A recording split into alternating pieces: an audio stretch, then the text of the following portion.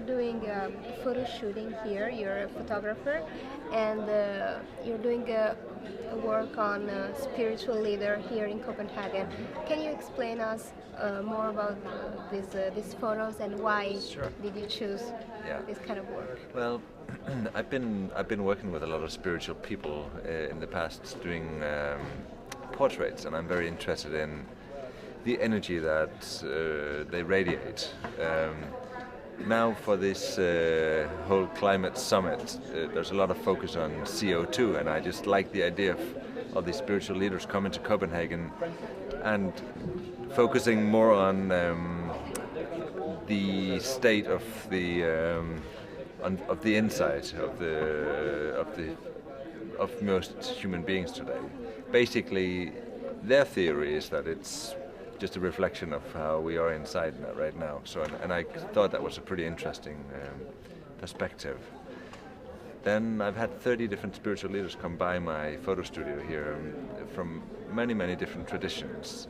And I was just interested in seeing if there is something in common across all those religions. And is there something in common? Yeah, I was very glad to see there's a lot in common. Even when they were doing talks together, they had a lot of... They agreed a lot on sort of the main premise that they were the reason why they came together here. And but what they had in common now, the people I met here and photographed, they all spend a lot of time or devote a lot of their time to going inside themselves. And you could really tell when they came in front of the camera that most of them had, I think you could see it in their eyes, that they have a more spiritual lifestyle. So yeah, there was, whether it was someone like from the Amazonas or Africa or Tibet or Bangladesh, they all seem to have a certain spark, and that was basically what I was trying to, or hoping to find.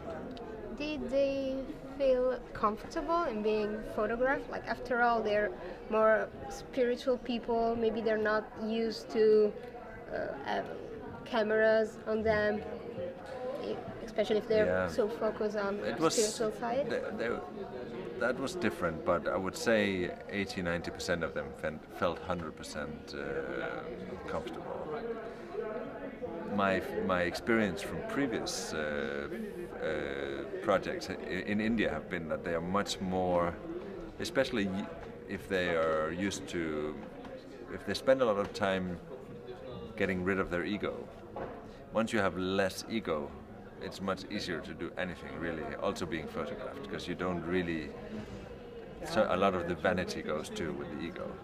So my experience in India and with a lot of the people the last couple of days have been that they've been totally fine with being photographed, and they don't have to look in a mirror first when you ask them. There were two men from the Amazonas that came here. They were actually the very first two that turned up for the photo shoot, and they were pretty impressive in their outfit, but they also had a really nice meditative energy about them.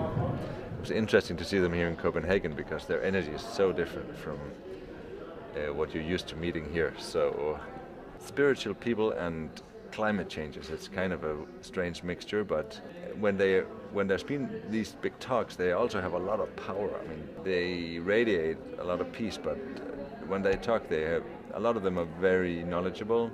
Many of them are professors as well, and some of them are actually climate activists as well.